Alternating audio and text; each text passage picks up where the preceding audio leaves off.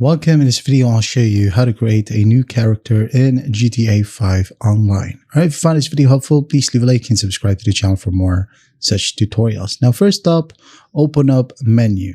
Okay, on your controller, it's menu. On desktops, it is escape. Alright, escape. Now, let's go ahead over to the online tab. Wait a bit, and then once done, you'll be able to find manage characters. Right? So tap on manage characters and then just click on select. Click on OK. And wait for it to load. Now you go ahead and create a new character right here. Make sure that it is highlighted. Now click on create new character. Click on yes. OK. And then what you do next is just basically follow the prompts from here. Just like how you do it the first time you made a character.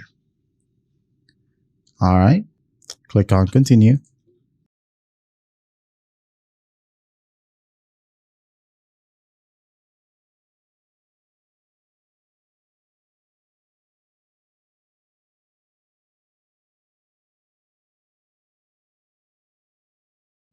And then just wait for it to load. Now you can go ahead and customize your character right here. Alright, so that's how you create a new character in GTA 5 Online. I hope this video helps, and I'll see you in the next one.